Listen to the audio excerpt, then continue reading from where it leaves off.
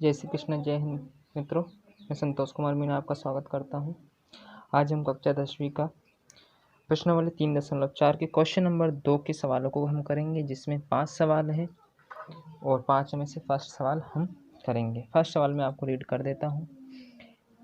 यदि हम अंश में 1 जोड़ दें तथा हर में 1 घटा दें तो भिन्न 1 में बदल जाती है। यदि हर में 1 जोड़ दें तो यह 1/2 हो जाती है। यह भिन्न क्या है? ठीक है फ्रेंड्स, ये प्रश्न था आपका। तो आपसे भिन्न पूछा है तो आप मान लेते हैं। माना कि भिन्न, मान लिया x/y। ठीक है, अब भिन्न हमने मान लिया x/y। अब आपसे जो क्वेश्चन कहेगा वैसे हम करते हैं। इसके लिए हम लिख लेते हैं प्रश्न अनुसार। ये लिख लिया आपने प्रश्न अनुसार। अब प्रश्न अनुसार में सबसे पहले दे रखा है, यदि हम अंश में 1 जोड़ दें तो अंश है आपका ये। तो 1 टाइम आप क्या करिए, इसको x भिन्न को लिख लीजिए और भिन्न का जो अंश है मतलब x, उसमें 1 जोड़ दीजिए। फिर वो बोल रहा है हर में 1 घटा दीजिए, तो इसमें से 1 घटा दो तो वह भिन्न क्या हो जाएगी, 1 हो जाएगी। ये 1 हो गई। अब इसको सॉल्व कर लीजिए आप। क्रॉस मल्टीप्लाई करते हैं, इसके नीचे क्या होता है, 1 होता है, तो 1 का इंटू आप x+1 में कीजिए तो ये हो जाएगा x+1, और y-1 का 1 में करेंगे तो ये y-1 हो जाएगा।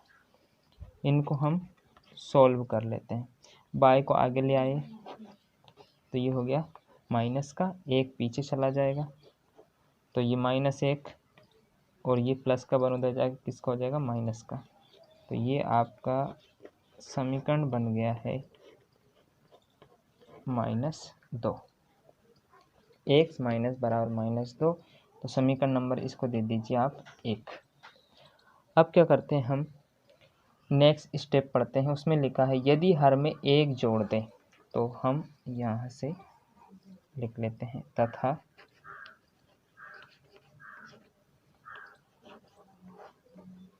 यदि हर में 1 जोड़ दें तो जो भिन्न है वो हो जाती 1/2। ये लीजिए। अब अंश में कुछ नहीं करना क्योंकि उसने बोला ही नहीं है। अब इसका भी क्रॉस मल्टीप्लाई कर दीजिए। 2 का इंटू x में कीजिए तो 2x, ये 2x। 1 का इंटू y में कीजिए y, 1 का इंटू 1 में कीजिए 1। y को आगे ले आए माइनस का, और बराबर के उधर क्या रह गया, 1। ये इसको दे दीजिए आप नंबर, समीकरण नंबर 2। कौन सा हो गया, ये समीकरण नंबर 2 हो गया। अब हमारे पास 2 समीकरण आ चुके, समीकरण नंबर 1 और समीकरण नंबर 2। इन दोनों को हम विलोपन विधि से सॉल्व करेंगे, क्योंकि ऐसा आपके क्वेश्चन में दे रखा था कि विलोपन विधि सॉल्व कीजिए। दोनों को मैं एक बार 1 टाइम्स लिख लेता हूँ। x माइनस y बराबर -2 और 2x माइनस y बराबर 1। ये 2 आपके रैखिक युग्म आ चुके थे, मैंने 1 टाइम्स लिख लिया है। अब हम विलोपन विधि से सॉल्व करेंगे। तो नियम ये कहता है विलोपन विधि से सॉल्व करने के लिए कि दोनों जो वेरिएबल होते हैं x और y, दोनों समीकरणों के सेम दिखने। तो यहाँ x है, यहाँ 2x, तो इनको तो विलोपित नहीं हो सकता है। लेकिन यहाँ देखिए, यहाँ -y, ये -y है, तो मतलब y का विलोपन हो जाएगा। कैसे होगा कि एक में से दूसरे इक्वेशन को आप माइनस कर दीजिए। समीकरण 1 में से इस 2 को क्या कर देते हैं, घटा देते हैं, मतलब साइन चेंज हो जाएंगे। प्लस का माइनस, माइनस का प्लस, और ये प्लस का माइनस आप यहाँ लिख सकते हैं घटाने पर। ये लिख दिया। ठीक है, अब आगे की प्रोसेस क्या है वो देखिए।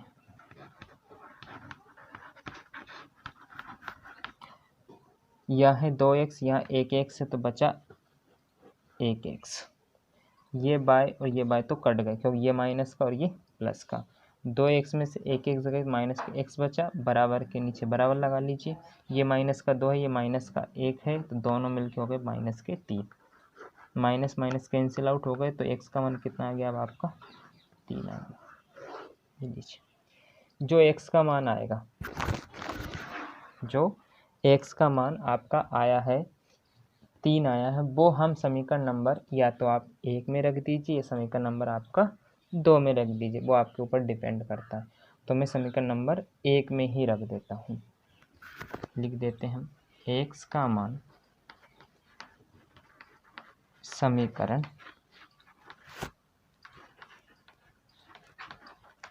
1 में रखने पर, समीकरण 1 में, तो समीकरण 1 ये रहा आपका, तो ये x माइनस बाय बराबर है माइनस का 2,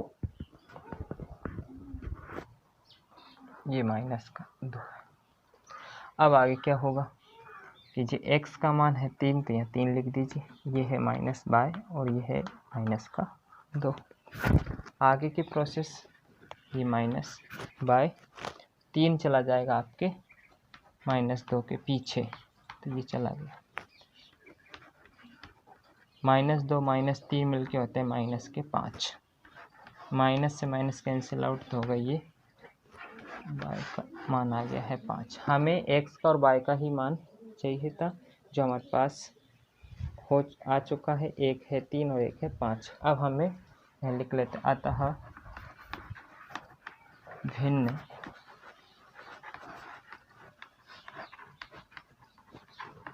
x बटे y, x का मान कितना है आपका 3 है और y का मान कितना है 5 है, तो आपकी ये ही भिन्न उसने पूछा था, ये ही आपका आंसर हो गया है। ठीक है, खत्म, ये सब हो चुका है आपका। क्वेश्चन नंबर 2 का सेकंड मैं आपको रीड कर देता हूँ। 5 वर्ष पूर्व नूरी की आयु सोनू की आयु की 3 गुनी थी। 10 वर्ष पश्चात नूरी की आयु सोनू की आयु की 2 गुनी हो जाएगी। नूरी और सोनू की आयु कितनी है? ठीक है, हम मान लेते हैं यहाँ पर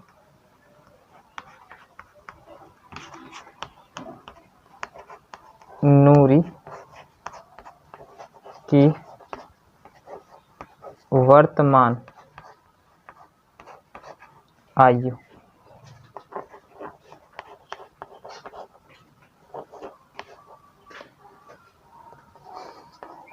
x वर्ष और सोनू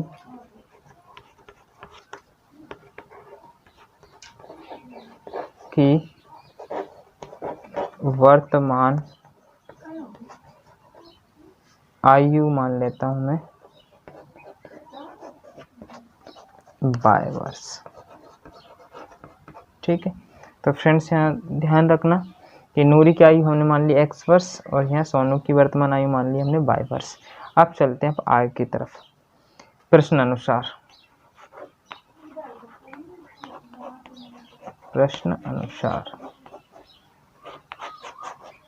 उसने बोला है 5 वर्ष पूर्व नूरी की आयु, तो 5 वर्ष पूर्व नूरी की आयु, अब ये अनुमान लगाइए फ्रेंड्स, यहाँ वर्तमान आयु x है, तो 5 वर्ष पूर्व कितनी हो जाएगी x माइनस 5, मतलब जब भी पूर्व की बात हो तो आप 5 घटा दीजिए, किस में से, x में से, और y में से कितना घटा दीजिए, 5 घटा दीजिए। अब वापस मैं क्वेश्चन की तरफ जाता हूँ। 5 वर्ष पूर्व नूरी की आयु हो जाएगी x माइनस 5 और सोनू की हो जाएगी y माइनस 5, और वो फिर बोल रहा है सोनू की आयु की 3 गुनी, तो यहाँ 3 का गुणा कर दीजिए और यहाँ लगा लीजिए अब बराबर का निशान। ठीक है फ्रेंड्स, यहाँ मैंने एक स्टेप लेफ्ट कर दी, छोड़ दी है, जिसमें अपन लिखते हैं कि 5 वर्ष पूर्व नूरी की आयु में लिखते हैं यहाँ पे x माइनस 5 एंड फिर सोनू की आयु लिखता है y माइनस 5, फिर इसके बाद में ये स्टेप आता है। तो आप यहाँ से भी कर सकते हैं, तो 1 टाइम्स आप समझ सकते हैं कि 5 वर्ष पूर्व x माइनस 5 और सोनू की y माइनस 5, उसने 3 का गुणा करने का बोला था सोनू की आयु में, तो ये 3 का गुणा भी कर दिया। अब इसको सॉल्व कर लीजिए, x माइनस 5 3 का y में इंटू 3y, 3 5 15, ओके फ्रेंड्स, अब क्या करते हैं, एक्स वाई वालों को एक साइड रखते हैं। तो यहाँ देखिए आप 3y कहाँ पे आ जाएगा, आगे, ये आ गया 3y आगे, और 5 चला जाएगा 15 के पीछे। ये जो -5 था वो किसका हो गया, प्लस का, x - 3/15 में से 5 गए तो आपके हो गई ये -10। ठीक है, अब क्या करते हैं आगे, इसको दे दीजिए नंबर 1, इक्वेशन नंबर 1। ठीक है, आगे के प्रोसेस देखते हैं क्या होती है। फिर अगेन प्रश्नानुसार करते हैं दोबारा से। उसने बोला है 10 वर्ष पश्चात, तो फ्रेंड्स यहाँ पे आप एक बार देखना, 10 इसमें जोड़ दीजिए और 10 इसमें जोड़ दीजिए, ये जोड़ दीजिए। जैसे ही 10 वर्ष बाद, मतलब जैसे वर्तमान आयु अभी 1 से 10 वर्ष बाद के 10 साल और जोड़ दो, इसमें भी जोड़ दो और इसमें भी जोड़ दो। अब उसने क्या बोला है कि 10 वर्ष पश्चात नूरी की आयु सोनू की आयु की 2 गुनी हो जाएगी, 2 गुनी, तो यहाँ पे 2 का गुना कर दीजिए, ये लीजिए। ठीक है, x + 10, 2 का y में 2y, एन 2 10 जो हो गया आपके 20। नेक्स्ट है आपका 2y आगे आएगा और 10 चला जाएगा आपका पीछे, ये लीजिए। आप क्या करते हैं, 20 में से 10 आपका माइनस हो गया, तो कितना बचा, 10। इसको दे दी समीकरण नंबर 2। अब हमारे पास समीकरण नंबर 1 और समीकरण नंबर 2 आ चुके हैं। अब इसको हम विलोपन विधि से सोल्व कर लेते हैं। तो समीकरण 1 और 2 को हम 1 टाइम्स लिख लेते हैं, x - 3y equal -10, x - 2y equal में 10। ये हमारे पास दोनों इक्वेशन आ चुकी है, 1 और 2। अब हम एक समीकरण को दूसरे समीकरण से क्या कर देते हैं, माइनस कर देते हैं, जैसे कि एक वेरिएबल क्या हो जाएगा, आपका विलोपित हो जाएगा। तो यहाँ लिख दीजिए आप सब्ट्रैक्ट, घटाने पर, ये लीजिए। नेक्स्ट है, यहाँ साइन चेंज कर दीजिए, ये माइनस, ये प्लस और ये माइनस, तो ये प्लस का x है, ये माइनस का x क्या हो गया, आपके विलोपित हो गए, कैंसिल आउट हो गए। यह है माइनस का 3y, यहाँ प्लस का 2y, तो बताइए कितना बचेगा, माइनस का y। ये माइनस का 10 दोनों मिलके माइनस के हो गए 20, तो यहाँ पर आ गया y का मान 20। माइनस से माइनस कैंसिल आउट हो गए, हट गए हैं, और ये y का मान कितना आ गया, 20। अब हमें x का मान और चाहिए। तो फ्रेंड्स, एक वैल्यू हमारे पास ऑलरेडी आ चुकी है, एक वैल्यू और निकालना है। तो क्या करते हैं, ये मान को समीकरण 1 या फिर समीकरण नंबर 2 किसी में भी हम रख कर निकाल सकते हैं। तो यहाँ देखिए आप समीकरण नंबर 1 में रख दीजिए y का मान, y का मान समीकरण 1 में, समीकरण 1 ये रहा, 1 टाइम्स आप राइट कीजिए, x - 3y इक्वल में है माइनस का 10, x - 3 और y की वैल्यू रख दीजिए आप 20, इक्वल में माइनस का 10, x 20 होते हैं आपके 60 और बराबर माइनस के 10। माइनस का 60 आपका पीछे चला जाएगा, तो हो जाएगा ये प्लस का। अब आपके पास में 60 में से ये 10 चले जाएंगे, तो बचे हैं आपके पास 50। दोनों वैल्यू हमारे पास आ चुकी है। अब हम इसका सवाल को एंड कर देते हैं डिप्टेशन के रूप में, क्योंकि यहाँ लिखना पड़ेगा लास्ट में जो मानते वो यहाँ पर उसकी वैल्यूज को लिख लेते। नूरी की वर्तमान आयु, उसने पूछा था नूरी और सोनू की आयु क्या कितनी है, ये पूछा है। ठीक है, तो यहाँ लिख लेते हैं नूरी की आयु कितनी मानी थी अपने x, तो यहाँ पर कितना आ गया 50 वर्ष, ये 50 वर्ष। और यहाँ देखिए आप सोनू की, ये सोनू की आयु है, वो कितनी मानी थी आपने बाय, तो बाय का मान यहाँ देख लीजिए कितना आ गया है 20। और आपका ये सवाल पूरा कंप्लीट हो चुका है। ओके फ्रेंड्स, चलिए हम नेक्स्ट क्वेश्चन को कर लेते हैं। अगला क्वेश्चन आपको मैं रीड कर देता हूँ। क्वेश्चन नंबर है नेक्स्ट 4। चलिए मैं इसको पहले रब कर देता हूँ।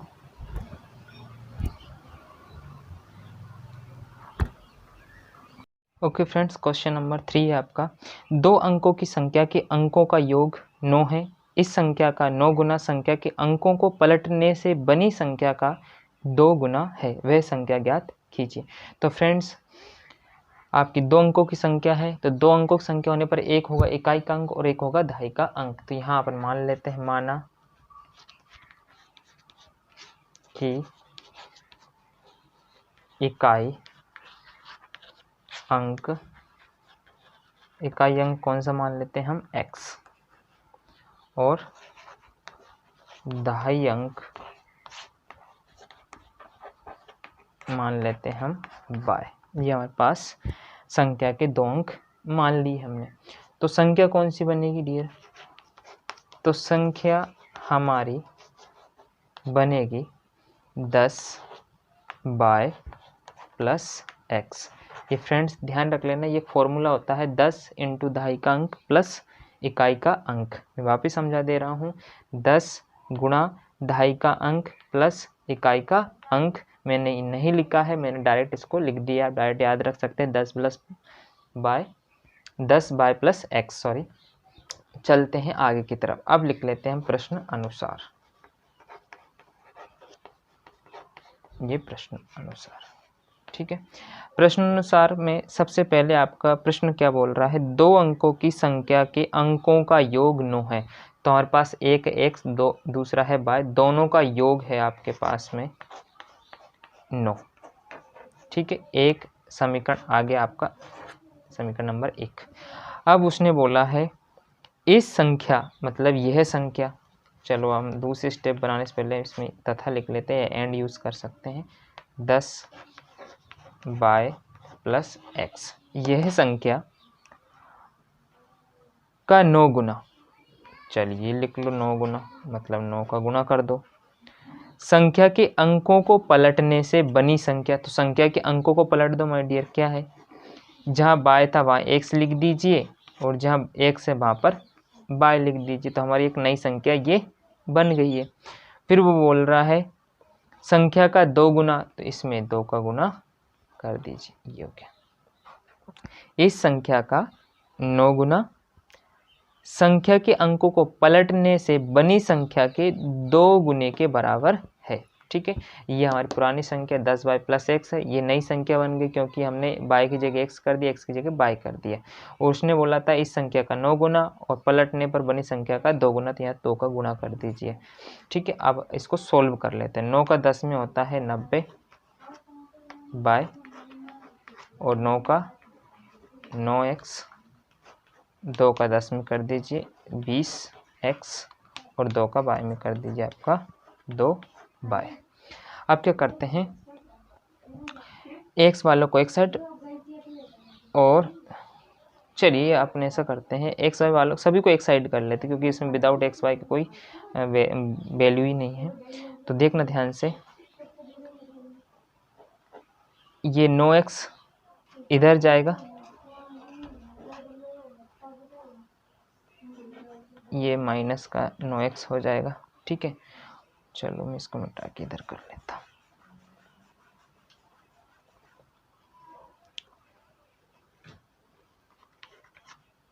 ये 20x 9x किधर जाएगा पीछे, तो किसका हो जाएगा, माइनस का, ध्यान रखना। इसके बाद ये प्लस का 2y है, ये 2y हो गया। 90y कहाँ चला जाएगा आपका, पीछे चला जाएगा, ये 90y। तो बराबर की देखना, 9x भी बराबर की उधर चला गया, 90y भी बराबर की उधर चला गया, इधर क्या बचेगा, 0 बचेगा। ध्यान रखना, ये बराबर का इधर क्या बचा, 0। तो फ्रेंड्स मैं बराबर का 0 इधर ना लिख करके किधर लिख लेता हूँ, इधर लिख लेता हूँ। ओके, मैंने समझा दिया आपको, और समझा देता हूँ कि ये 9x इस 20x के पीछे चला गया, ये माइनस का हो गया। ये 90y होता है वो 2y के पीछे चला गया, ये भी माइनस का हो गया, ठीक है। तो जब बराबर के इधर ये दोनों थे वो कहाँ चले गए, पीछे चले गए, इधर कौन बचेगा, 0 ही बचेगा। कुछ सारी चीज़ उठकर कहाँ चली गई, पीछे चली गई है, ठीक है ना। तो ये इधर आगे क्या बचा, 0 बचा, ये बराबर में 0। तो मैं इस बराबर के 0 को मैं कहाँ लिख लेता हूँ, इधर लिख लेता हूँ। ठीक है, थोड़ा सा सरल हो जाएगा। 20 में से 9 गए तो कितने बचेंगे आपके 11x। ठीक है, और 90 में से यहाँ पे 2 गए तो आपके हो गए 88 बाय और बराबर में 0। ठीक है, अब देखिए इधर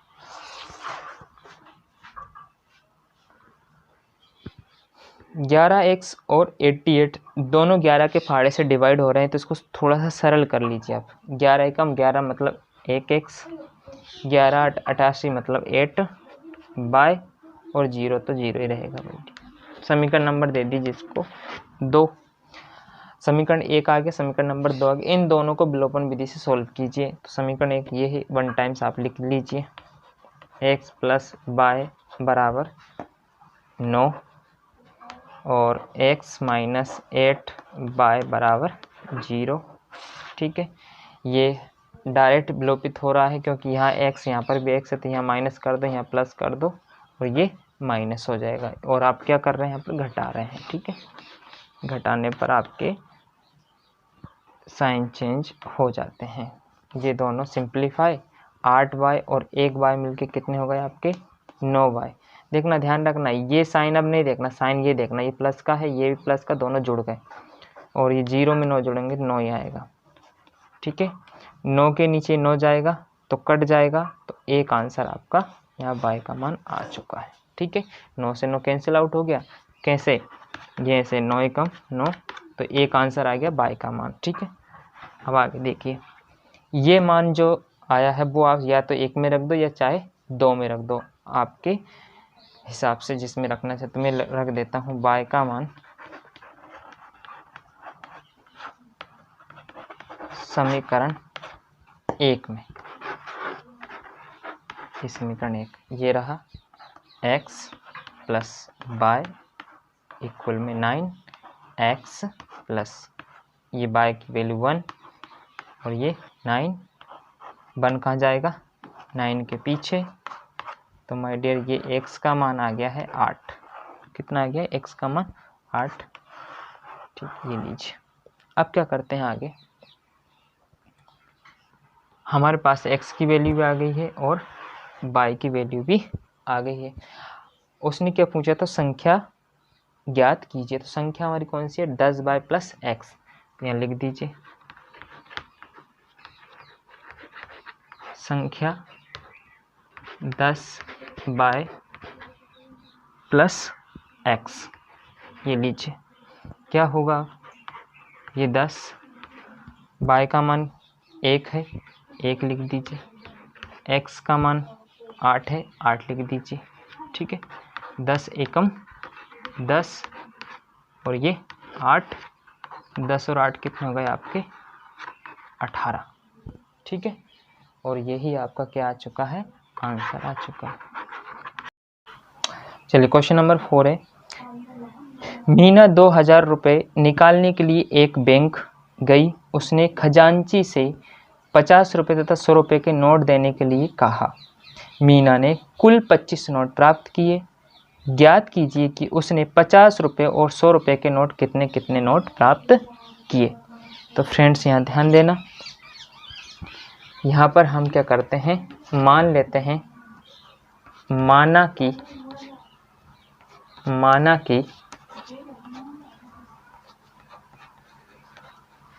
50 रुपये के नोट,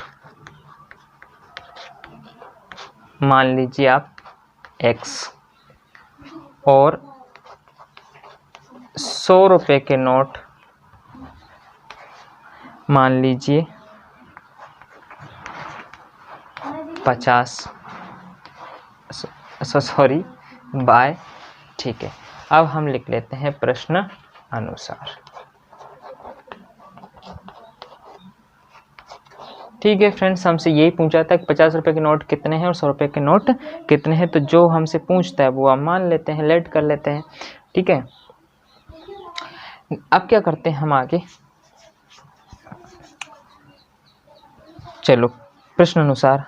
तो प्रश्न पढ़ लीजिए आप। मीना 2000 रुपये निकालने के लिए बैंक गई है। तो फ्रेंड्स देखना, 50 रुपये के नोटों की संख्या कितनी है? x। तो यहाँ पे देखना 50x मतलब 50 के नोटों से बना टोटल मूल्य कितना हो जाएगा? 50x। और 100 रुपये के नोट अपन ने माने हैं बाय, तो यहाँ कर लेते हैं 100 बाय।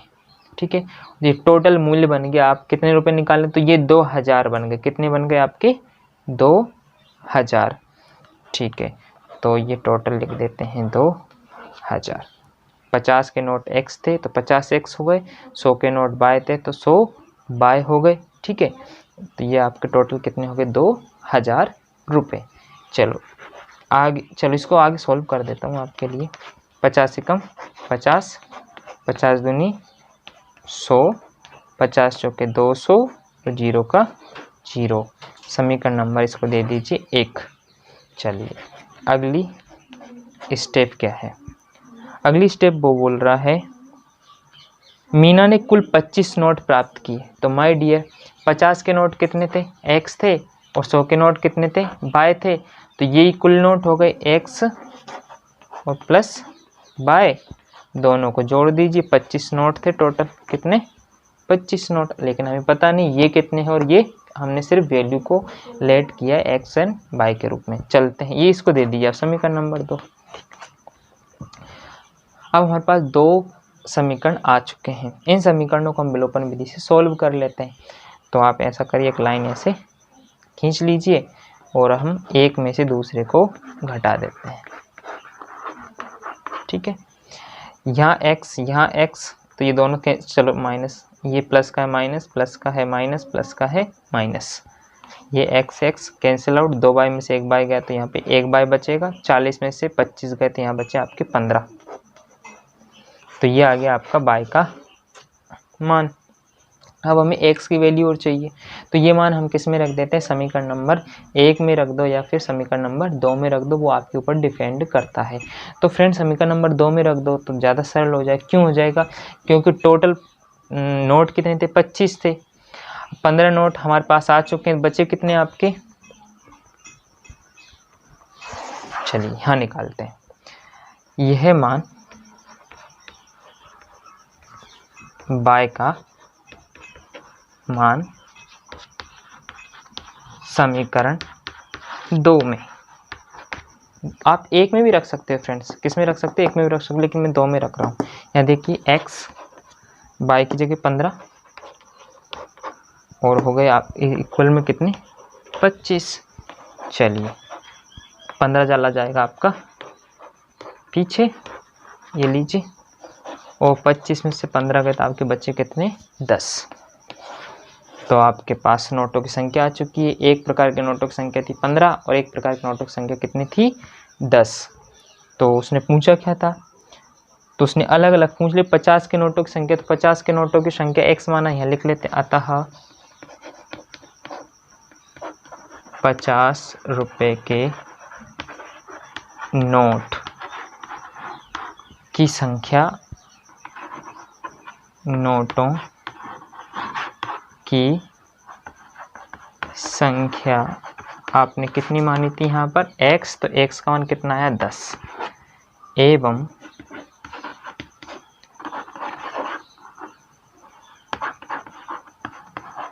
100 रुपये के नोटों की संख्या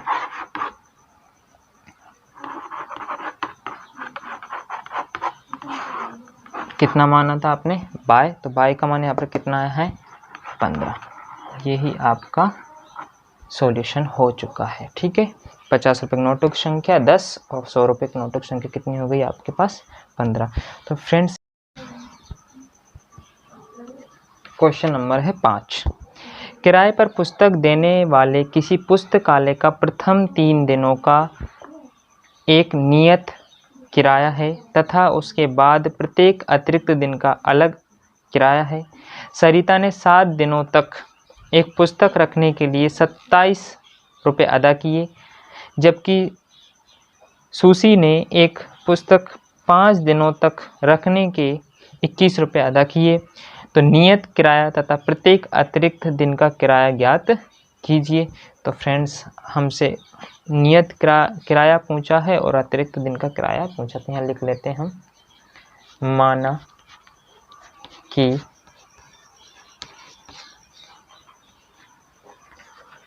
3 दिन का नियत किराया x रुपये, कितना है x रुपये। फिर अतिरिक्त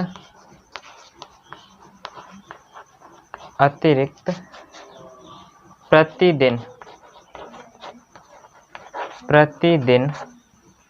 का किराया मान लेते हैं हम 22 रुपये। ठीक है, 3 दिन का नियत किराया x है और यहाँ प्रतिदिन अतिरिक्त जो चलेगा 3 दिन के अलावा, उस प्रतिदिन के हिसाब से वो कितना ले रहा है, 22 रुपये ले रहा है। तो फ्रेंड्स आप चलते हैं प्रश्न अनुसार। ये लीजिए प्रश्न अनुसार। तो क्या बोल रहा है, प्रथम 3 दिनों का नियत किराया है तथा उसके बाद प्रत्येक अतिरिक्त दिन का अलग किराया। सरिता ने 7 दिनों तक, तो सरिता ने रखी है 7 दिन तक। तो फ्रेंड्स यहाँ देखना 7 दिन रखा है तो 3 दिन तो हो गया उसका नियत किराया, तो नियत किराया कितना हो जाएगा आपका x 3 दिन का। अब बचे कितने, 4 दिन, तो वो हो जाएगा 4। अतिरिक्त दिन कितने बचे, 4 बचे हैं, तो 4 ये बाय हो जाएगा। टोटल रुपये उसने कितने अदा किए, 27 रुपये। कितने रुपये, 27 रुपये। वापिस समझ लीजिए, मैं इधर साइड में समझा देता हूँ। कौन है, सबसे पहले उस लड़की का नाम है सरिता, इधर समझ लीजिए, मिटा दूंगा इधर में। ये है सरिता, ठीक है। सरिता ने कुल टोटल दिन रखा है 7। टोटल दिन कितने दिन रखा है, 7 दिन। अब फ्रेंड्स यहाँ देखिए, तो इसमें से 3 दिन तो नियत दिन का किराया, तो 3 इसमें से घटा दिए, 3 इधर चला गया, ठीक है। ये लीजिए, अब बचा कितना, 4। तो 3 दिन का जो नियत किराया था वो कितना मान रखा है हमने, x, ठीक है। और अतिरिक्त 1 दिन का किराया माना है बाय, तो 4 दिन का कितना हो जाएगा, 4 बाय। ओके फ्रेंड्स, अब समझ में आ गया होगा। तो ये x नियत दिन का हो गया और 4 बाय हो गए, तो 4 और 3 कितने हो गए, 7, क्योंकि ये 3 दिन का x माना है 27। इसको दे दीजिए अब समीकरण नंबर 1। अब चलते हैं दूसरे स्टेप में। तो शायद एक और लड़की इसमें नाम दे रखा है, सुशी ने पुस्तक 5 दिनों तक रखी माय डियर। कितने दिनों तक, 5 दिनों तक। तो देख लेना इधर, उसको मैं समझा दे रहा हूँ। तो ये सुशी नाम की एक लड़की है जिसने किताब रखी है, वो रखी है 5 दिन। कितने दिन रखी है, 5 दिन। तो फ्रेंड्स यहाँ देखिए, 3 तो अब हटा ही दीजिए, 3 दिन, ठीक है। अब बचे कितने दिन, 2 दिन। 3 दिन का किराया यहाँ पर कितना मान रहे हैं हम, x, ठीक है। और प्रतिदिन मतलब 1 दिन अतिरिक्त का हो रहा है बाय, तो 2 दिन का कितना हो गया, 2 बाय। तो यहाँ लिख दीजिए आप x प्लस 2y बराबर टोटल रुपए कितने दे रही थी वो, 21 रुपये। तो यहाँ 21 रुपये होगा। समीकरण नंबर 2 दे दीजिए। चलिए फटाफट इसको सोल्व कर दीजिए आप। ये माइनस ये माइनस ये माइनस x फिनिश कर दी। 4 में से 2 को घटा दीजिए, तो ये हो गए 2 बाय 27 में से 21 गए तो बचे हैं 6, और 2 जाएगा 6 के नीचे, तो 6/2 और 2 ये कितना हो गया, 6। बाय का मान आ गया आपके पास 3। तो ये मेरा रफ कार्य था, मैं इसको हटा देता हूँ। ये बाय का मान